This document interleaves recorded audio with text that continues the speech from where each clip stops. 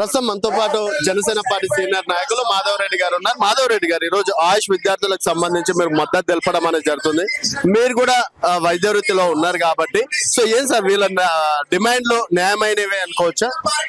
ఖచ్చితంగా న్యాయమైన డిమాండ్లు, భారతదేశం మొత్తం కూడా ఇంప్లిమెంట్ చేస్తున్నటువంటి డిమాండ్లు. మన తెలంగాణ రాష్ట్రం ఏర్పడి కొట్లాడి తెచ్చుకున్న తెలంగాణ ఉద్యమంలో కూడా డాక్టర్ల పాత్ర చాలా కీలకం. ఎందుకంటే ఆసుపత్రుల్లో వైద్యం చేయాల్సినటువంటి డాక్టర్లు, పీజీ విద్యార్థులు ఈ రోజు రోడ్ల మీద కూర్చునే పరిస్థితి తీసుకొచ్చింది తెలంగాణ ప్రభుత్వం. తెచ్చుకున్న తెలంగాణ కనీసము వైద్య విద్యార్థులు కూడా మీరు న్యాయం చేయకపోతే తెలంగాణ ప్రభుత్వం ఏ విధంగా నడుస్తుందని చెప్పడానికి ఇది ఒక చక్కటి ఉదాహరణ. ఇంకా ముఖ్యంగా చెప్పాలంటే తెలంగాణలో దాదాపు 15 మంది డాక్టర్లు ఉన్నారు, ఎమ్మెల్యేలు.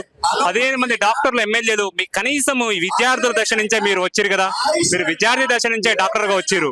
ఇలాంటి డాక్టర్ విద్యార్థులు రోడ్డు మీద కూర్చుంటే మీకు కనీసం కనికరం అనిపించట్లేదా?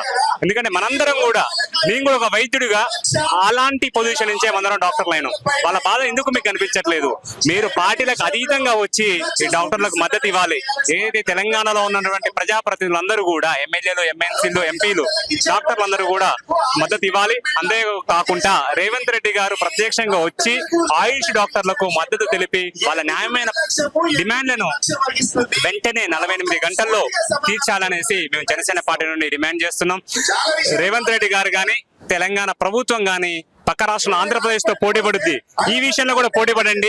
అన్ని రాష్ట్రాలతో చూస్తే చిట్ట చివరి ఉన్న రాష్ట్రం ఏంటి అంటే తెలంగాణ ప్రభుత్వము, తెలంగాణ రాష్ట్రము. మీరు ఇలాంటి విషయాలలో పోటీ పడవాలని నేను జనసేన పార్టీ నుండి తెలంగాణ ప్రభుత్వానికి తెలియజేస్తున్నాను. అయితేనా ఇక్కడ చూసుకున్నట్టయితే ఆయుష్ విద్యార్థుల విషయంలో కేంద్ర ప్రభుత్వం కూడా సానుకూలంగానే ఉంది అని చెప్తుంటారు కదా, మరి కేంద్ర ప్రభుత్వం ఇన్వాల్వ్మెంట్ ఏమి ఉండదు అనుకోవచ్చా వీళ్ళ దాంట్లో?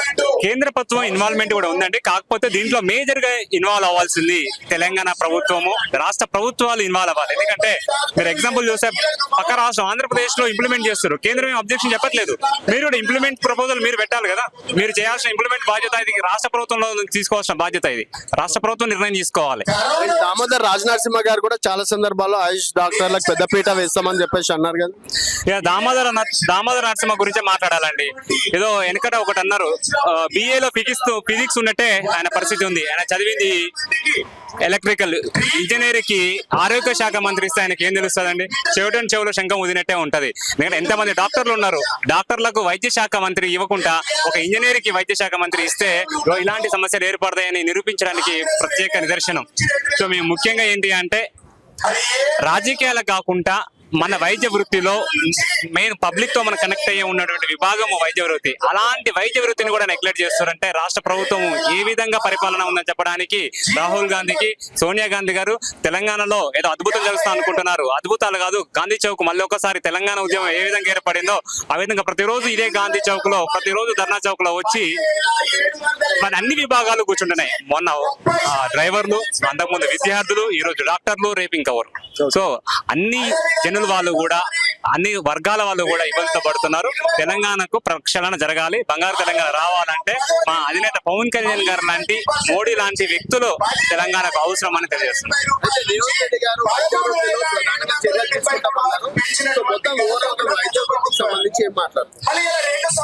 వైద్య వృత్తి తెలంగాణలో ప్రైవేట్ ఆసుపత్రులకు అంటగట్టడం కోసం ప్రయత్నం జరుగుతుంది, కుట్ర జరుగుతుంది. వైద్య వృత్తిలో కనీసం మౌలిక సదుపాయాలు లేవు. సరే హాస్పిటల్ పక్క పెడితే ఈ రోజు డాక్టర్లు, విద్యార్థులు వచ్చి రోడ్ల మీద కూర్చున్నారు అంటే వైద్య వృత్తి ఏ విధంగా ఉందన్నది మీరు గమనించవచ్చు. విద్యార్థులకు న్యాయం జరగాలి, వైద్యులకు న్యాయం జరగాలి.